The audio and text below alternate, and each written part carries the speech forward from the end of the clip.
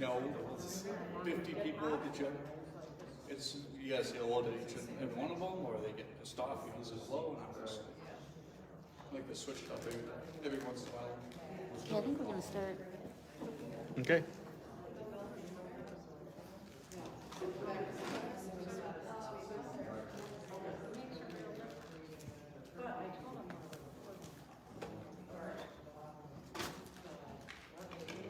Hey everybody.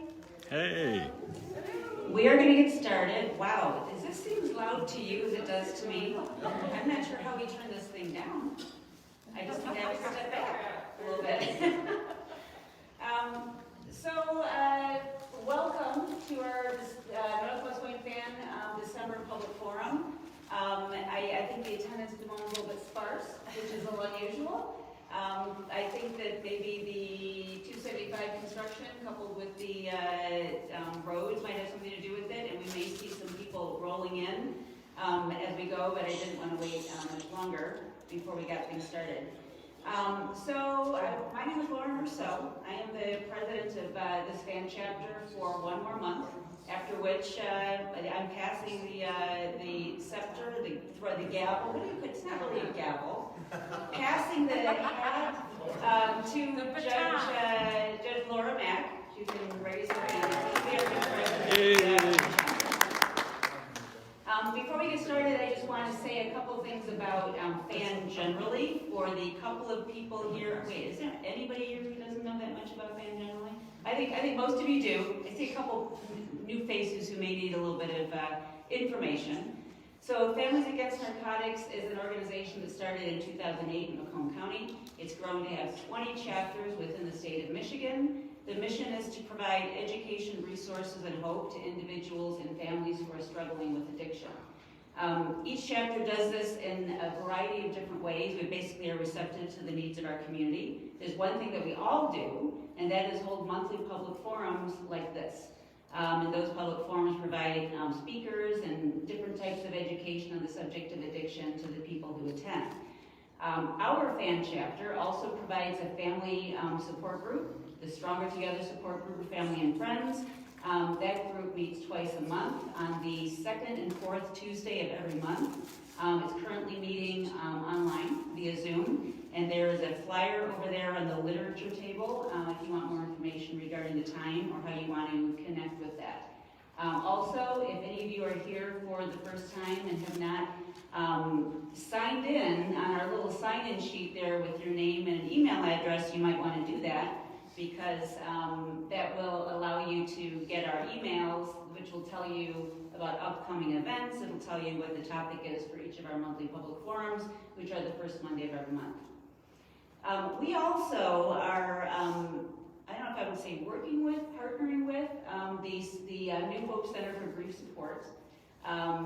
They provide resources to individuals who are struggling with grief as a result of loss of a loved one. In particular, they have programs for people who have lost a loved one as a result of addiction. They have a support group that meets the second Wednesday of every month at the New Hope's office in Northville at 7 p.m. And there's a flyer on the back table with more information regarding that monthly support meeting.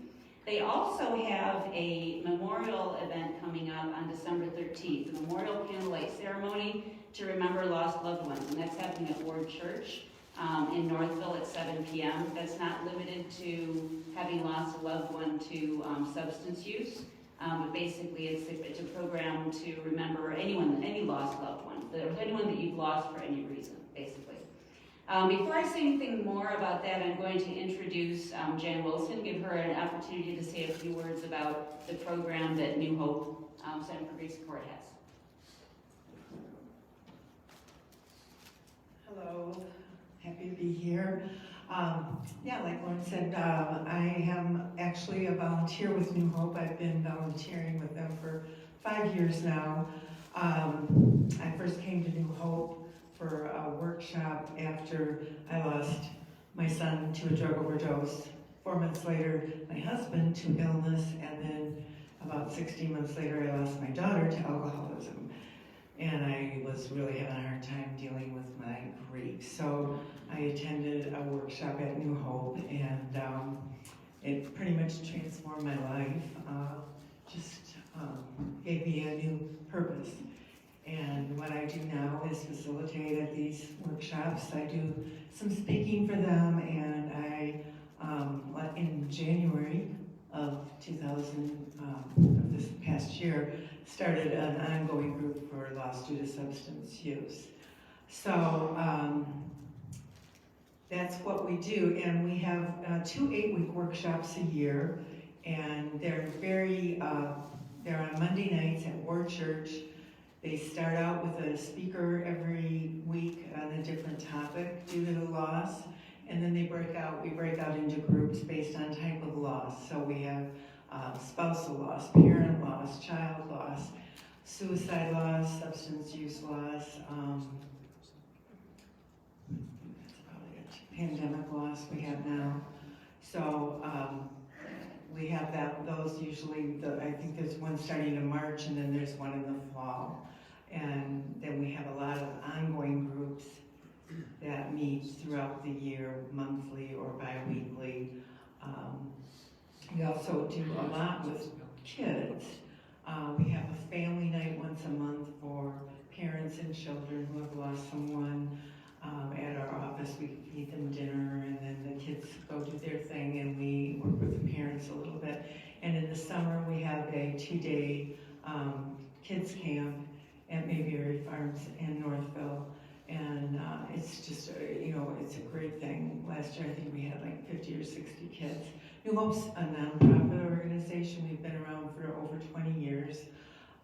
So we're very excited to work with FAN, and although what we do is not a happy thing, and we're sad usually for the reason that people are there, it's tragic, and it's growing, and that's not good, but there is a need, and I think there is especially a need for people who lose someone to drugs, alcohol. There's a lot building up to that. There's not just the actual death. There's a whole lot that comes before that, and a lot of feelings of guilt and remorse, and people feel that they could have done more. And so, thank you very much for listening. And there's brochures on the back table if anyone's interested in picking something up afterwards. Thanks.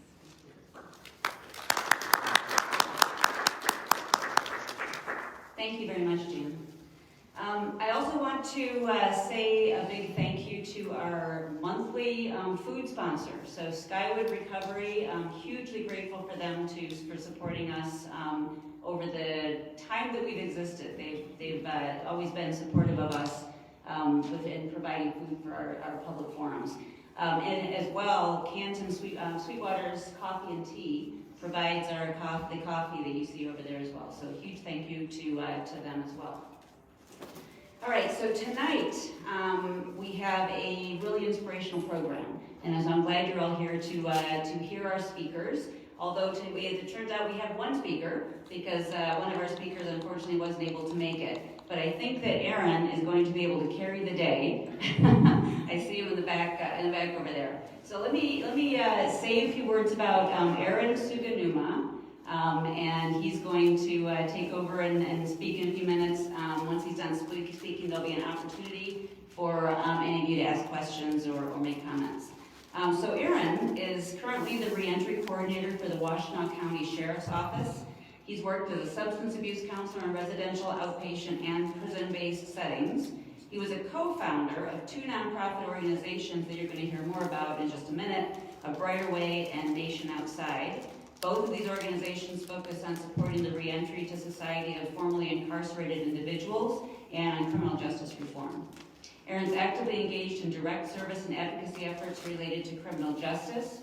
He holds a master's degree in social work from Eastern Michigan University and completed his associate's degree while serving 4.5 years in prison. He's passionate about helping people find their freedom from incarceration and substance use disorder through policy, community organizing, and individual work.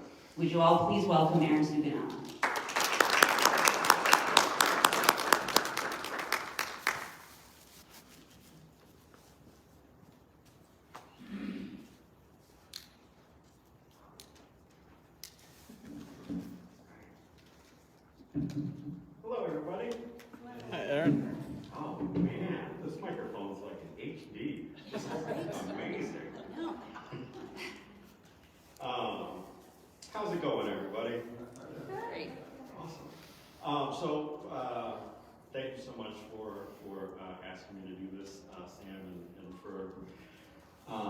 providing a warm welcome, Lauren and Darla. I think I'm nervous. And I also need to say that, for what it's worth, this is a big night. This is my first night out in 5 months. We've got a little one at home, so I don't have to be home till 9. So let's hang out. Thank you. So yeah, I'm really excited that you're here and to hear a little bit about what brings people here, and I'm really curious about some of the stories that are behind everybody and what brings you here. And so I'll share a little bit about this, about some of the stuff that I've got going on and how we got here.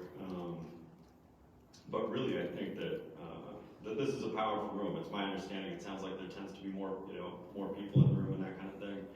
I've seen the slush coming down, and I don't know. I've been like burying my head and like trying to play silly when it comes to my weather apps, and so I'm just whatever comes, it comes. But it's in rooms like this that we find a lot of solution, that we start to connect, and that we start to break down some of the stigma and the shame and the things that make this world feel impossible to navigate. As was alluded to in the intro, I've got a little bit of experience with that. And so I'm a person in long-term recovery from opioid addiction. I've got almost 14 and a half years. 14 years anyway, and that wasn't the plan, but I'm grateful to have gotten this far. So, longer story short, I'm originally from Hawaii, from a middle-class background. Mother was in academia, father was a federal worker. And so, the way that I was raised was to, be proud of your family, to be proud of the country that we live in, and the ideals that we all aspire to, and that we, aspire to as individuals, as citizens, and as family members. But one of the things that happened for me, and I can point to a few maybe instances along the road, I started feeling more and more separate and more other. And one of the things that did happen is that my parents, I don't know if they ever got along. Supposedly, maybe. I didn't see it, but there's pictures. There was a lot of trouble at home and that kind of fun stuff, and I'm not going to go into all the gory details other than to say, I started having behavioral issues at a young age, and I know that, I'm not sure about my dad, but I know that my mom just really struggled to find support. She was having, she had her own professional aspirations going on, but she also had, was trying to figure out how to, support this young person, like 5, 6 years old, like getting kicked out of like summer schools and expelled from, I think I got expelled from kindergarten. I was just having a lot of behavioral issues. And I know that early on, like for instance, I got put on a medication for attention deficit disorder. And, for me, that was one of these things that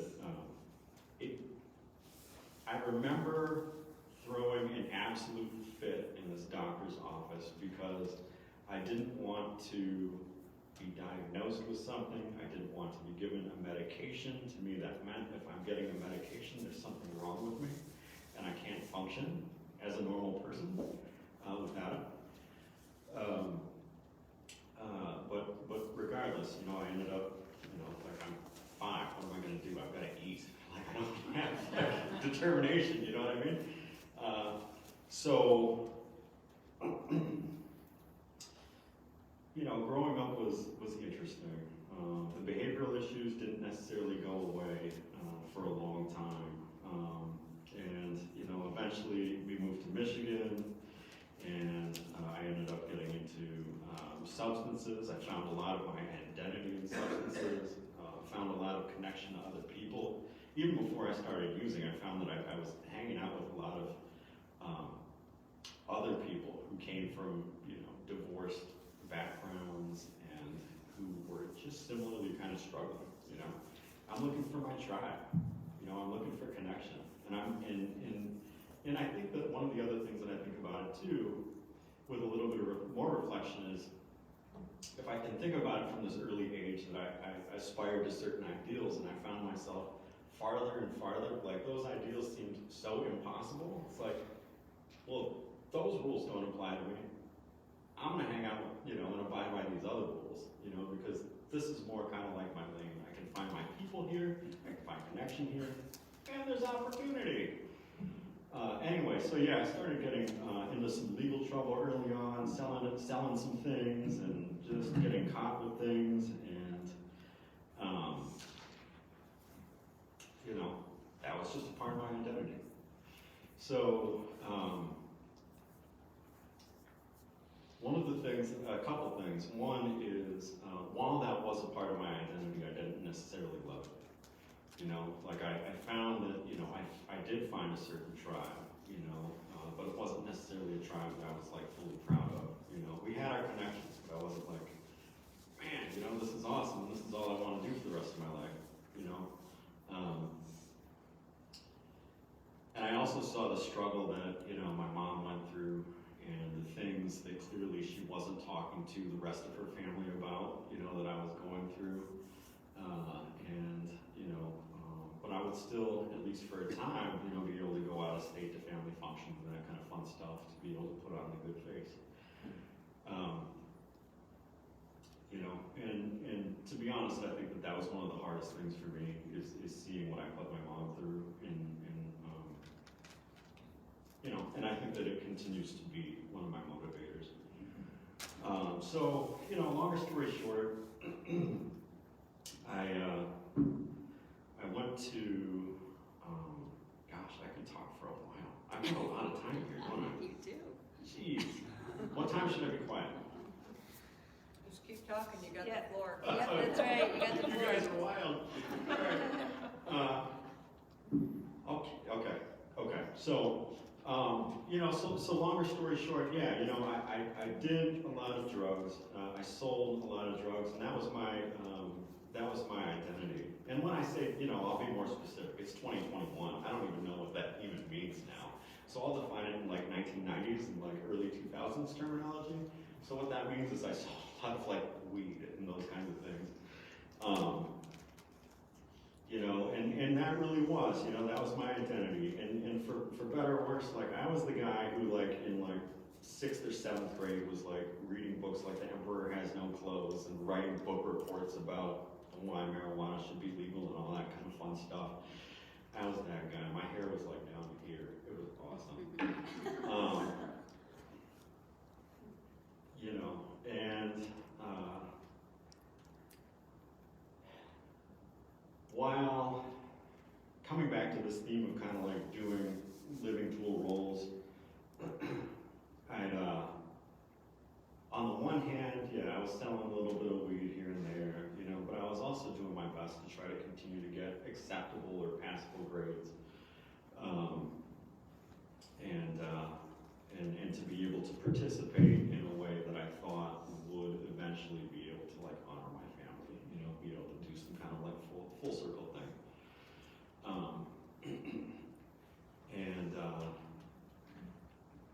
You know, longer story short, again, you know, this is a situation where I saw this ideal and this thing that I told myself I'd be able to do, and I started getting farther and farther away from it.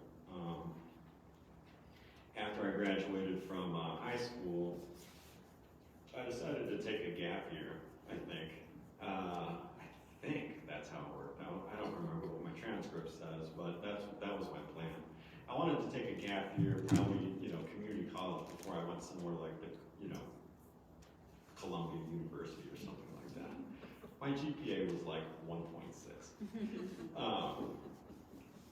You know, but, you know, I think that I tell elements of this story partially for like a little bit of levity and comedic relief, but also to kind of just say like, throughout a lot of the struggle, I saw what it did to my mom. And because this is families against, you know, like families against narcotics, it's just, you know, it just keeps coming back to the role that ended up playing in my eventual recovery, you know, and story along the way. And again, coming back to like knowing how desperately my mom like reached out and was like looking around for support, and seeing what it did to her emotionally.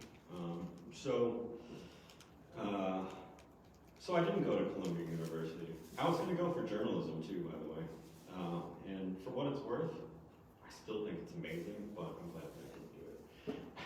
Because I can just blog now and post things on Facebook. And anyway. So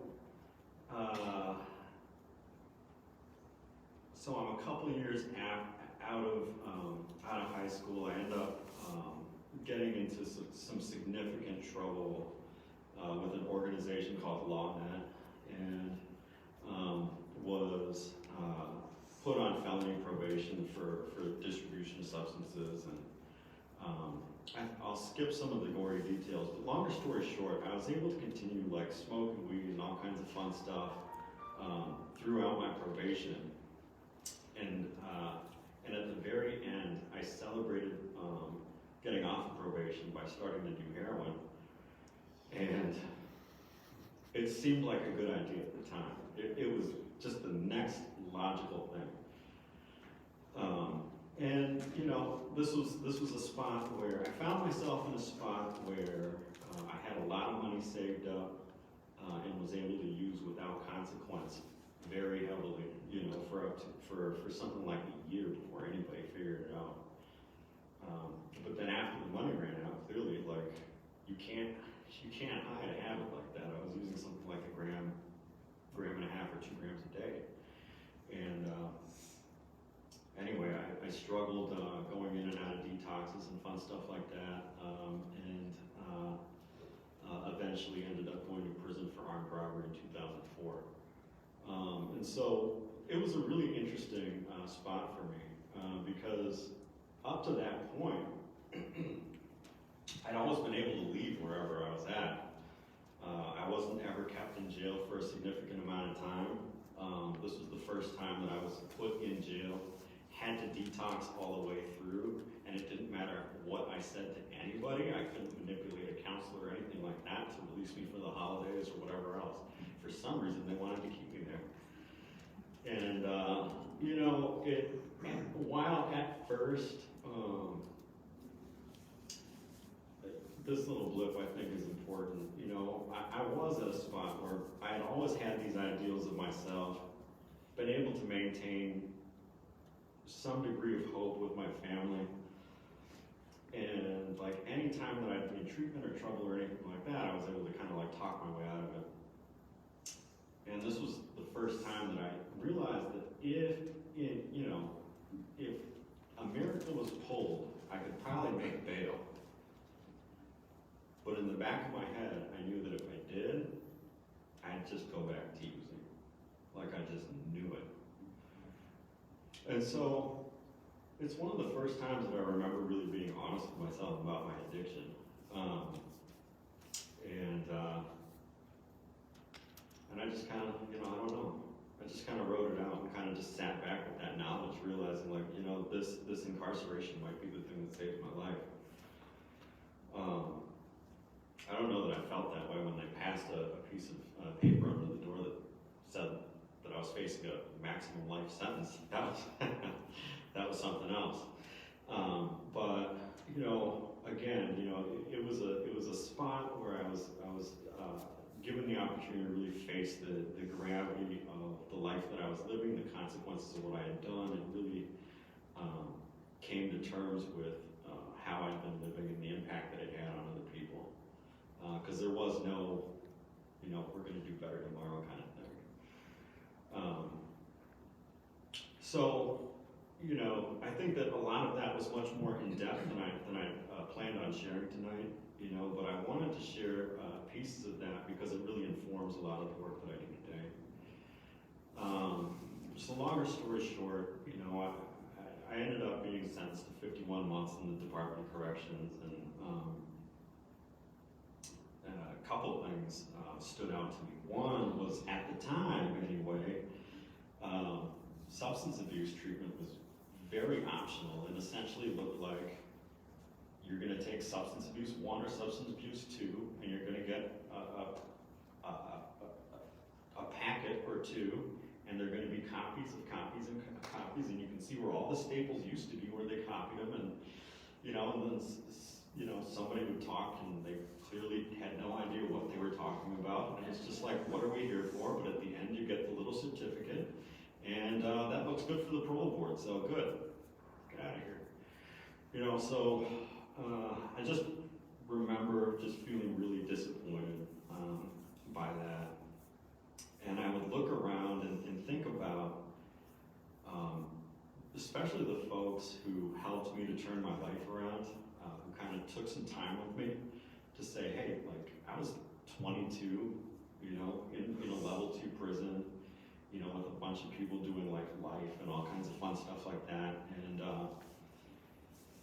I got really lucky. You know, I think that a lot of young people get in there, they really start cutting up and getting in trouble and all kinds of fun stuff, gambling, doing lots of drugs. And I'm not going to say that I didn't do some of that stuff, but I had people take me under their wing really early on and just say, like, here's how to, you know, like, I see you got a good head on your shoulders, like, here's how to stay out of trouble, you know, that kind of thing. And, you know, without some of those early conversations with people that to this day, I have no idea why they talk to me.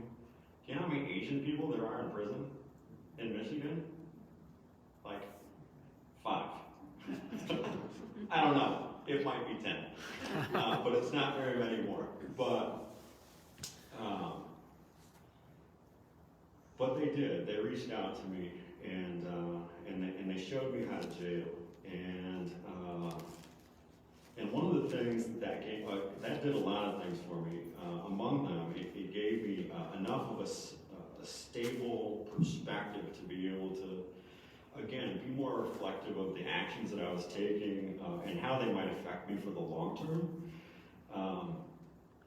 But then it also, and this is the bigger thing I think for me, it had me looking around the carceral system and just saying, like, why are we here? Like, here are these 2 people. One of them is a juvenile lifer. He was a guy who was sentenced to life in prison for something he did when he was like 17. He's never getting out, you know, but he's in here doing tons of good work with all kinds of people. Like, why are we warehousing people? Like, the government is funding people to the tune of like $34,000 a year minimum to just warehouse them for what? This is a person who's, you know, got a family, got hopes, dreams, all that kind of fun stuff. If he gets out tomorrow, or maybe in a couple weeks or months, probably be okay. You know, and so that was one thing that I looked at. The other thing that I looked at was a lot of people who, like, systemically, people from Detroit, from, well, now Ipsy, I know, you know, Flint, Grand Rapids, especially those centers. I mean, Benton Harbor, oh my gosh. So, I mean, people who systematically, if you look at the school systems, if you look at the neighborhoods, all this kind of stuff, the water, all this kind of stuff, it was the decks are stacked against them, you know. And for me, I think there was a lot of off-ramps in the criminal justice system and in other interventions in my life where something could have happened and I could have gone another way. You know, and so there's different ways that the system may or may not have failed me, but the system clearly could be a lot better for some of these other communities. You know, and one of the things that I had in the back of my, and that was just infuriating, because it's not just these individuals, but you hear them talking about their parents going through it, their grandparents going through it, and there's no reason to believe that their kids aren't going through it right now, right? And so, in the back of my head, I had this crazy idea that if I ever had the chance, I'd like to do something about this. I didn't know what that might be, but, you know, fast forward, I was able to get into I ended up doing 4.5 years. I went to Dawn Farm Transitional Housing. It was one of these things that I told the parole board, "Yeah, I'll do that. Let me out." I couldn't do that. That's crazy. Why would you go from like being incarcerated to a place where you act, they're gonna, I didn't know this, they're gonna tell you to make your bed. They're gonna tell you to like be in by like 9:30 or like 11 o'clock on the weekends. Like, that's crazy. Best thing for me. It was the best thing for me. It was, I ended up being in a spot where I got very lucky. Couple things. Before I got there, the day I got out, I had this plan that I told the parole board, and I told a lot of people in my history, right? I'm gonna do a lot of things. Found another way.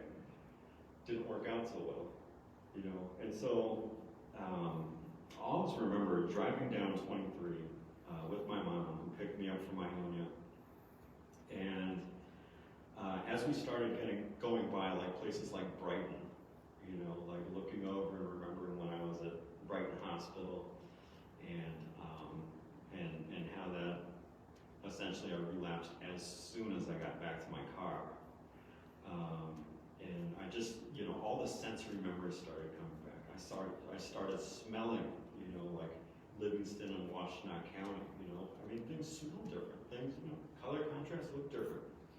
And sensory memories are closely related in the parts of our brain that, are just associated with trauma and substance use disorder, right? So a lot of that stuff starts flooding back, and I just remember starting to feel flooded and overwhelmed and thinking like, this is gonna be really hard. This is crazy.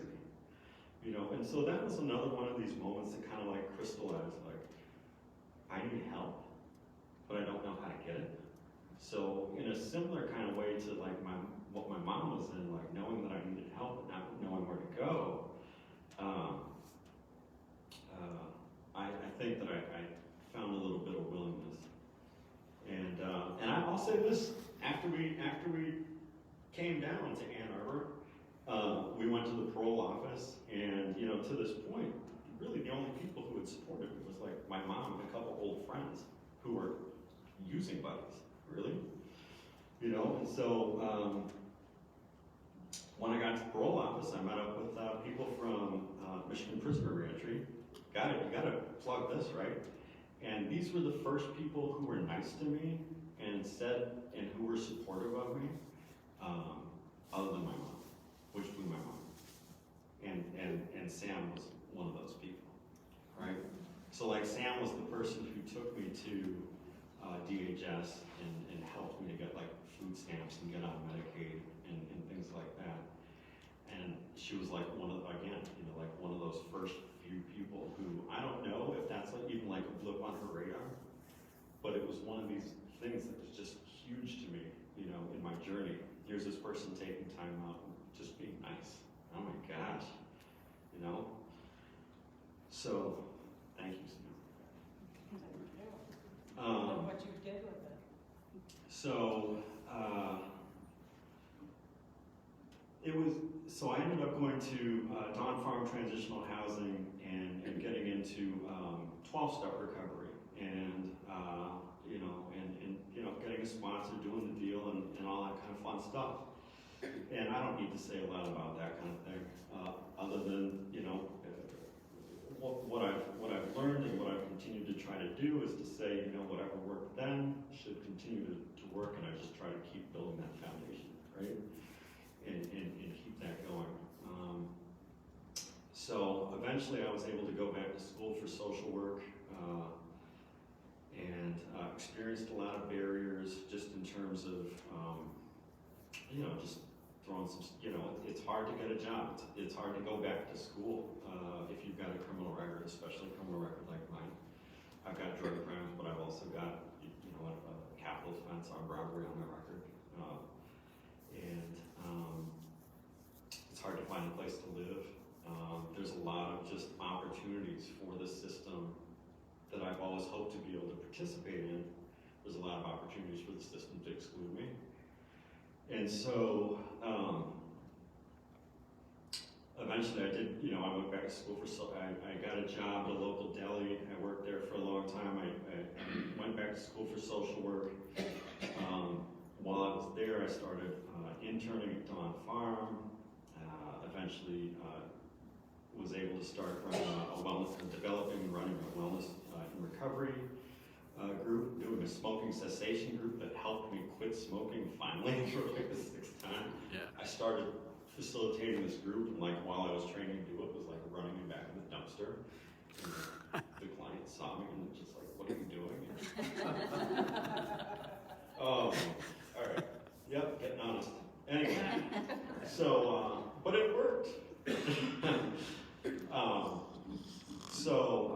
So stuff like that was great. Just like learning how to kind of shift from, I skipped over kind of a lot of that early recovery stuff, but starting to shift over into a more structured role as a helper was really cool, and then starting to continue to develop that identity has been an interesting one, a really empowering one. And one of the fun things that I do get to see is a lot of other people in recovery joining the ranks of social work and the helping professions as well. It's really cool stuff. So, longer story short, so I went from my bachelor's to my master's program, and one of the things, and with the intention of being a substance abuse counselor, but one of the things that I ended up finding was that there are a lot of great substance abuse counselors out there. But I kept seeing people who were getting out of jail and getting out of prison, and they just kept struggling and struggling and struggling, right? Because one of the things that I ended up finding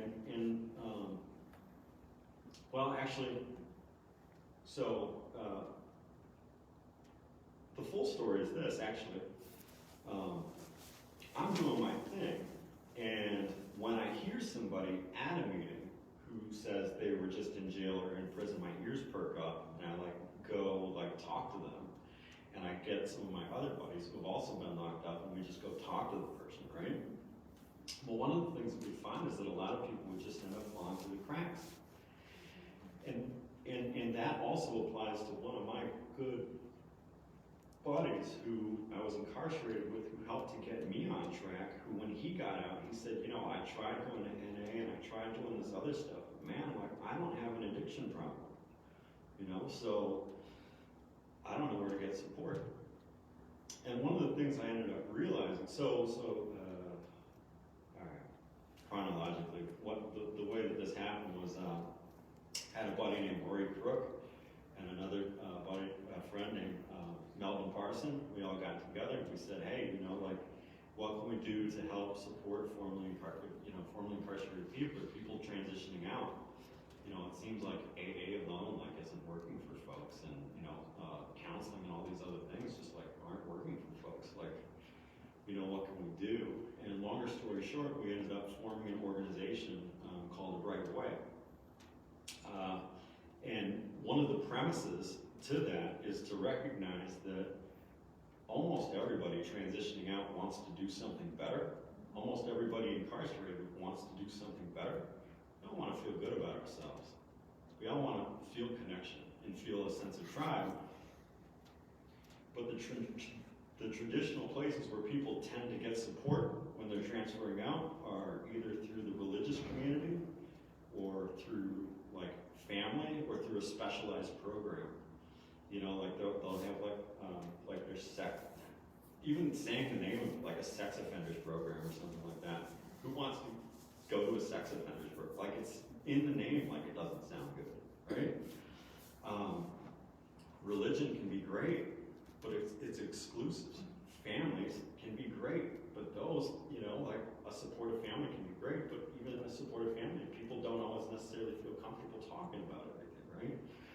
And so our goal was to form an organization that would help support people regardless of what they're coming in with. You can believe anything, you don't have to be on probation, parole, or anything like that. You can be a man, woman, anything between, as long as you want to talk to us, let's hang out and figure some stuff out.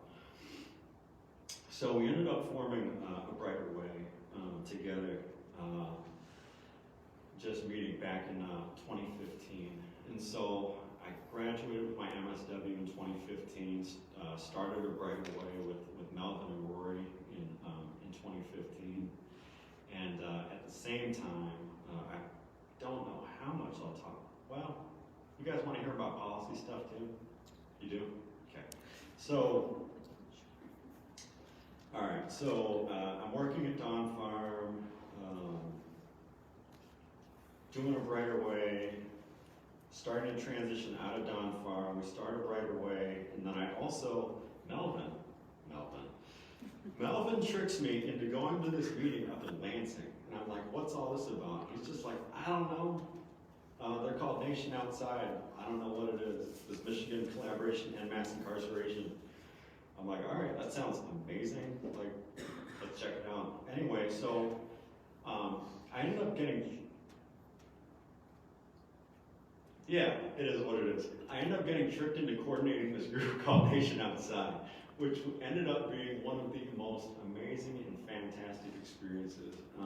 The longer story short is similar to the impetus for starting a Brighter Way. Here's this issue, it's not being addressed. One of the things that we tend to see is who passes laws? Who sets policy? Right? Where is it set? Right? People tend to think of it as being set in Washington, D.C., set in Lansing, other state capitals around the country, maybe in City Hall. And that would be true, but it's also set locally. Because those people in Lansing, those people at City Hall, and those people in D.C. aren't going to feel comfortable passing new laws and making different movement if they don't know that they have the support of the people in the community behind them, right? So longer story short, the idea behind Nation Outside is a couple things. It's primarily to elevate the voice of formerly incarcerated people to the policy-making table. With the basic idea of, and this is not my quote, but those closest to the solution are often those closest from power and resources. So what can we do to better network and better make sure that impacted people are at the right tables to inform discussions or to lead discussions around policy. And so that was an amazing group and continues to be an amazing group. Essentially, so whereas a Brighter Way was specific to Washtenaw County in supporting men and women returning to incarceration, specifically to Washtenaw County, Nation Outside is a statewide organization. It's got membership even in, from every corner essentially. I don't know about Iron River, but just about everywhere, and so I'm not sure about the current model for it, but I'm pretty sure, so there's a Detroit chapter right now, there's a Jackson chapter, there's definitely a base in Lansing and a lot of interest in Washtenaw County, but there's statewide membership, and as a matter of fact, I've got one of their flyers right in front of me. So right now, some of the policy pushes that they're going for is fair chance housing, voting rights, second chance employment, and civic engagement. I'm going to highlight that civic engagement piece because similar to addiction, similar to some of the things that I talked about, a lot of people feel disenfranchised. They feel like their voice doesn't matter. They feel like disconnected, and they feel like that world is just that. It's that world. It doesn't apply to me. But what does it look like when a person starts taking ownership of their lives, their families, and their communities, right? And the policies that dictate them? A couple things. One, and the biggest one, right, is sense of purpose. And it is. It's just that. It's ownership. So you're not only taking a better care of yourself, you're taking better care of your family, you're taking better care of your community, and bringing more people into the fold. So that's something that we've got retooling and kind of going throughout the state right now. They've got a fantastic, Nation Outside has a fantastic coordinator right now named Ashley Golden. If anybody's interested in connecting with her and Nation Outside to talk about what that might look like, or if you want to volunteer or just get on the mailing list or anything like that, you can find more information on them at nationoutside.org. All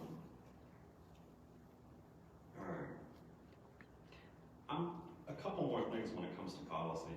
So I'm going to give you some for instances when it comes to some of the work that Nation Outside worked on, just real quick. One thing is the way that my experience helps to inform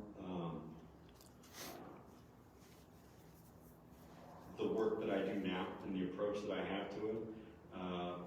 We organize with Nation Outside and several other organizations, including what's now Safe and Just Michigan, to repeal a law so that now formerly incarcerated people and people with felonies can be hired by the Department of Corrections to provide services. So simple stuff like that.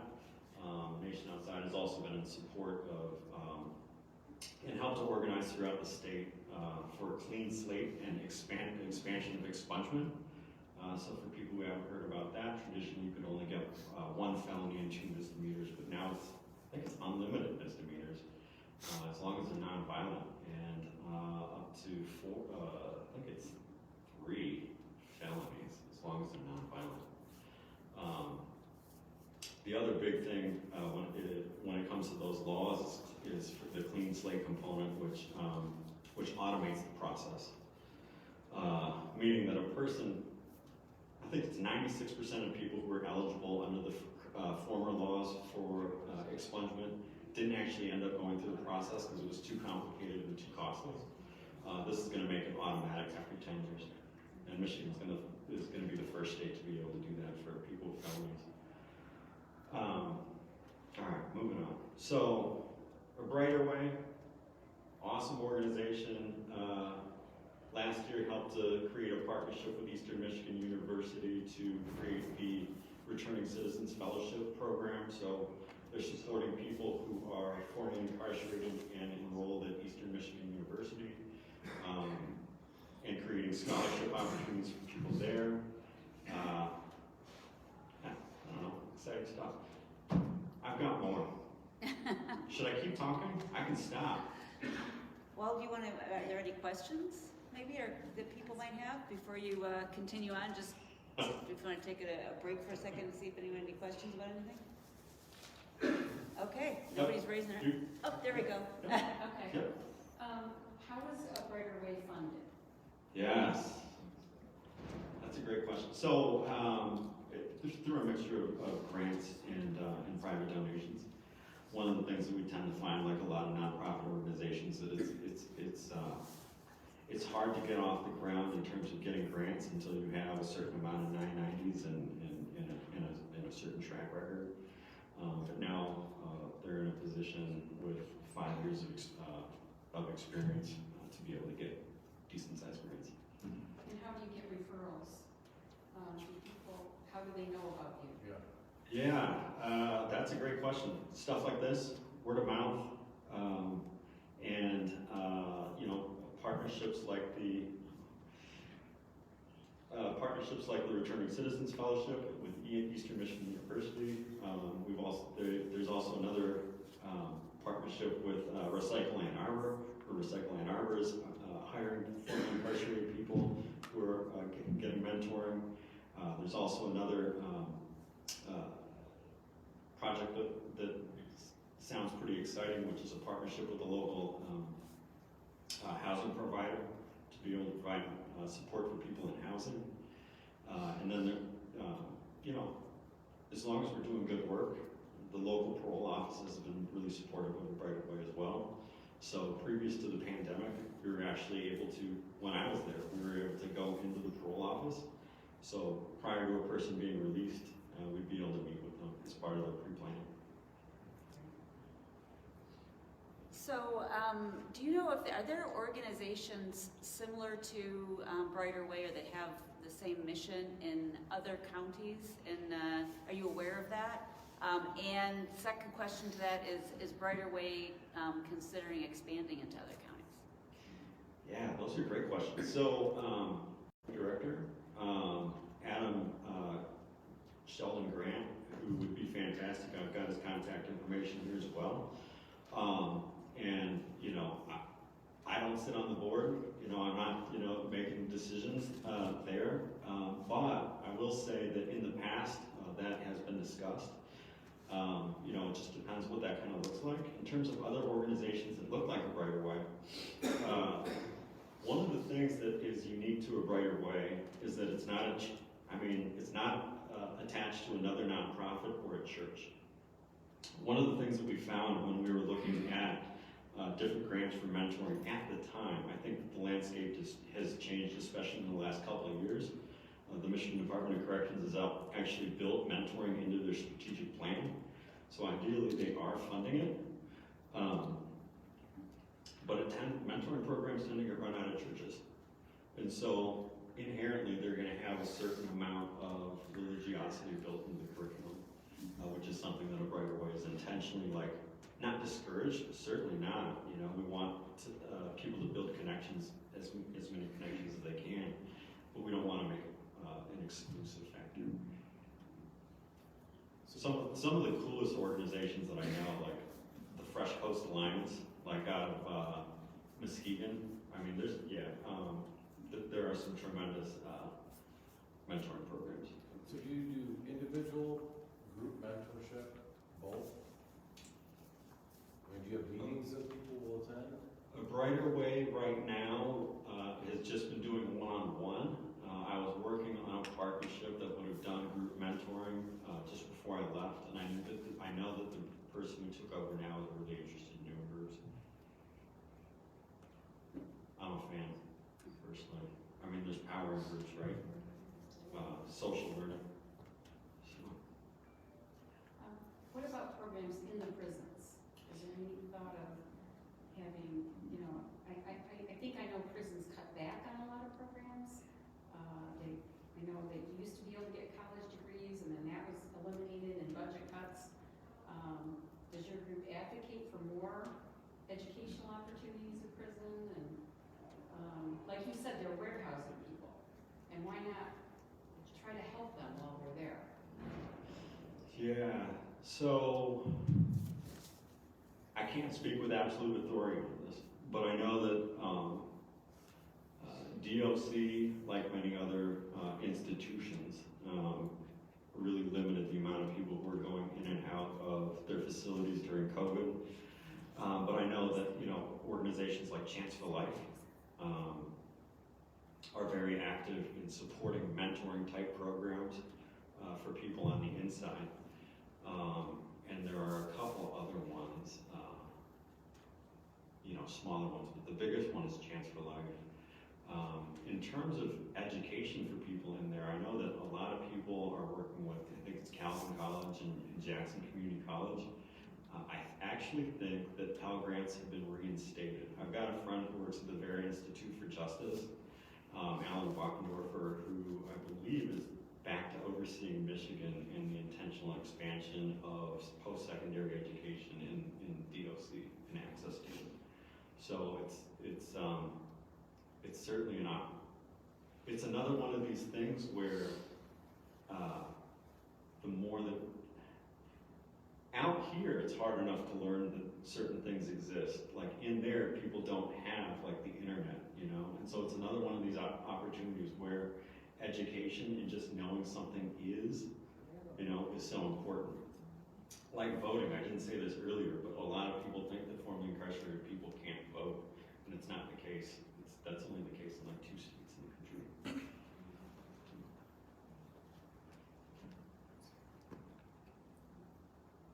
Should I say anything about the sheriff's office? I got a quick question. Who pays for that education in prison? So, you know, so when I was, like, for instance, like I took classes at Washington Community College, that was self-pay. So, I mean, a little bit of it came from what I was making, you know, breaking leaves or whatever I was doing in there, but my mom was paying for it. You know, I'm not sure about student loans, but I know that people are you know, getting education through like Pell Grants. So that's federal funding. Could you? Oh, go ahead. Oh, when you have a moment, if you could talk a little bit about the sheriff and how they could, if they're supporting this sort of activity, that would be interesting to me. Thank you. I'll get there. I rambled on about some of this other stuff longer than expected, but I will. I was just gonna say, if a person is gonna be released from prison, does the Department of Corrections, do they, I mean, my experience with my daughter getting out of jail was basically give you your clothes back and you go. Do they sit with your program, some of these programs, do they sit down and tell the person that's getting released, hey, look, you're gonna need support, you need help, here's 5 places, call. Do they do that? Or they just say, hey, get out of here? They say, just get out of here? I don't even think they say that. They usually don't, but that to me would be a great idea. I mean, to let these people know that there is help out there, like in Fan, you know.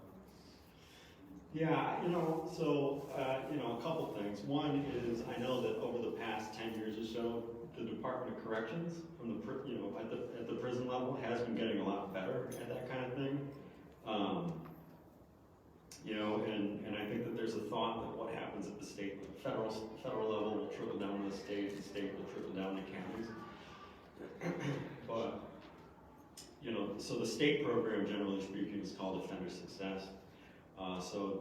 Department of Corrections has been, rolling that out a lot and doing a lot of pre-release programming. And then ideally, there is some degree of programming and support for people out in the community. But I think there's a lot of challenges to that, especially during COVID. A lot of those meetings are happening via Zoom. And I don't know if anybody's getting out of prison or jail, but prison especially, no one's handing you a phone. So a lot of people are, a lot of folks I know have actually never met their officers before.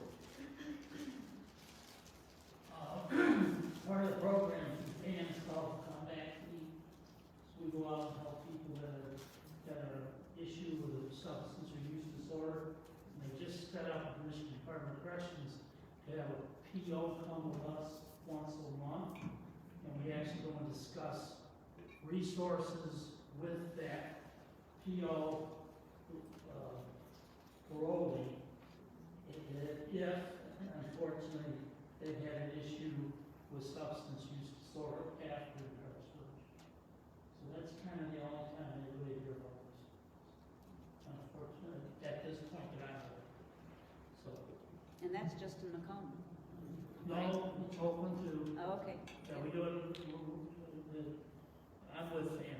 I know. The comeback team is in 38 cities right now across all the way up into here, and that's the Michigan Department of Corrections has approved it. It's getting the POs to work with us. So when you have a PO, you get the opportunity to explain to them the programs that are available. That usually kind of networks out, and I've been watching that happen. But it's brand new; it's only about a month old. Yeah. It's a great experience with us, and I will be with the PO more. Thanks for sharing that. Your name again is? I'm Don Shadar. Yes, he's one of the peer recovery coaches for FAM. Yeah, and I think that there's a lot of opportunity for that. I think this is a spot where a lot of the, almost everybody's understaffed and overworked. And one of the things that I think was a commitment was to start to rebrand parole officers as kind of like reentry specialists or coaches to a certain degree. It's good culturally. I think there's a lot of ground to make up there. But that's certainly a push, and something like that can be an opportunity to say, well, okay, we don't even have to put this together. Fans can come to us and say, well, here's these resources you can help plug into. I think that there's, like our experience with the Brighter Way, we were surprised when we just approached the parole office and said, like, here's what we're providing, and they were like, you want to help our people? Great, Not only a rebranding of the parole officer's role, but also the police officer's role in the community. Yep. Because when we approached the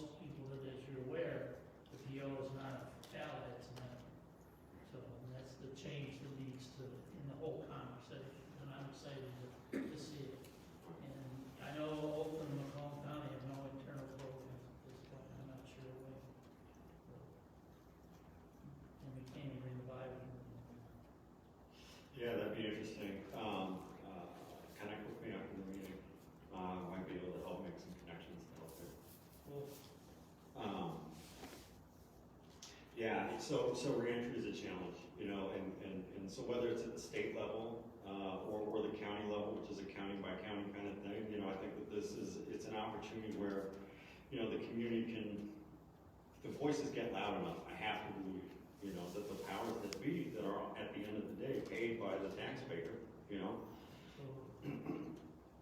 will listen to say, you know, hey, the community is ready to support, you know, here's the resources that we're putting together. Maybe that's a little idealistic or optimistic, you know what I mean? But, you know, but you don't change unless you're willing to be a little audacious in that hope, you know what I mean? And so, yeah, you know, I that's the paradigm shift. You know, we're trying to get away from just warehousing people and just opening the door literally. You know, and so I was hired on, I don't speak for the sheriff's office, I'm not a representative, you know, I can just speak a little bit about some of the work that I'm working on there. You know, so I was hired as the first reentry coordinator at the sheriff's office. It's an exciting spot, you know, particularly from the perspective of the best kind of prison reentry to do is the kind of work that prevents people from, or reduces the chance of people going to prison in the first place. And then being able to, you know, talk to people like, you know, if you're working with people getting out of prison, like the youngest they're going to be is like 19, 20, 21, you know, something like that. In this role, I can work with people when they're like 17, 18 on the front end, you know what I mean? It's really cool. Unfortunately, sometimes even younger than that. But longer story short, the vision behind the reentry services at the Washington County Sheriff's Office is to bring on case managers and peers, those are people who are either formerly incarcerated or people deeply rooted in the community, to connect with people essentially from the time that they're incarcerated and for a certain subset through screens and assessments and all kinds of fun stuff that we've got in place. We'll be able to help support people out in the community for up to a year. You know, because a lot of people will tend to,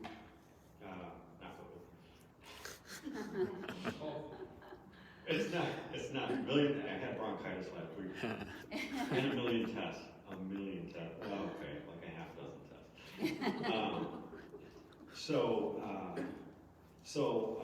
You know, traditionally what tends to happen, right, is a person might start to think, oh man, like, why am I here, you know, blah, blah, blah, blah, blah, but once they realize, well, I'm in jail again, you know, I'm in this spot, I know what to expect, nothing, and I know what's going to be waiting for me when I get out, you know, whatever.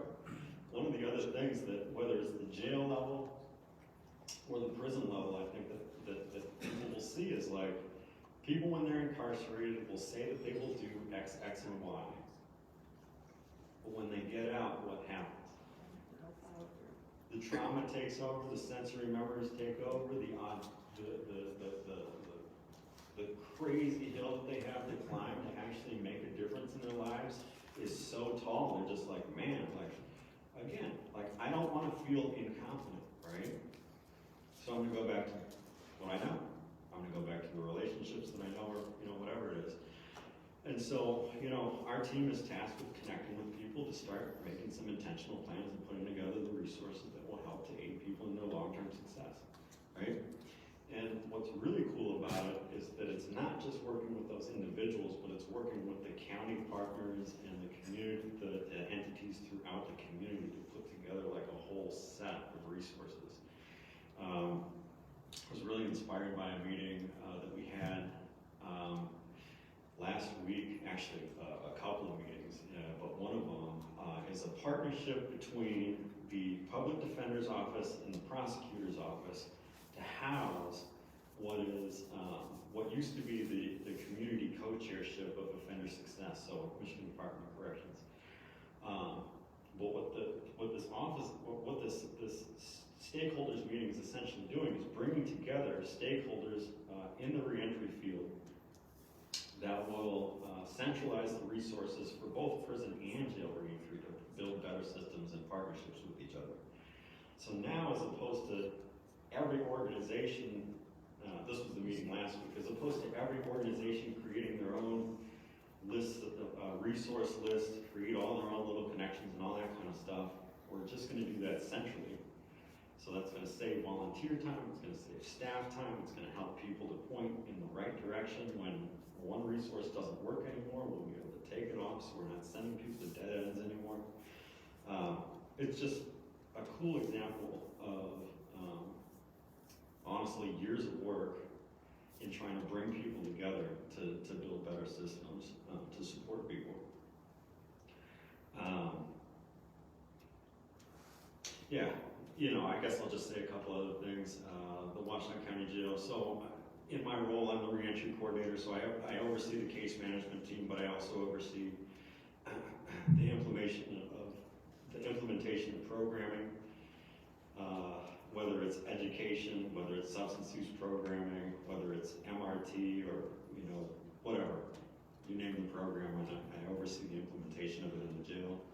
And so it's being the direct contact to all the different providers, making sure that, you know, for instance, if a person stops participating in class, that we can follow up with them and just kind of like see what's going on with them and that kind of fun stuff to keep people engaged. And then, yeah, you know, I think that the other thing that I might throw out there too is last fall we started a MOUD program in the jail. So that started off with, anyway, so we're details. So that's another thing we're providing in the jail. To be honest, I was in an all-day training today, but I was able to get a waiver so that we've got a guy who's going to get out. Hopefully he got out today. He might get out first thing in the morning, but we want to make sure that he's got the right authorizations so that he can continue his care out in the community. But all right, I've rattled on a whole bunch. What do you guys want to talk about?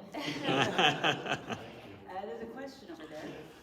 Yeah, if there's something really specific, can we touch base on the way out and when you're done? Certainly. Okay, thank you. Yep. All right, any other questions for Aaron? All right, Aaron, that was amazing. Thank you so much for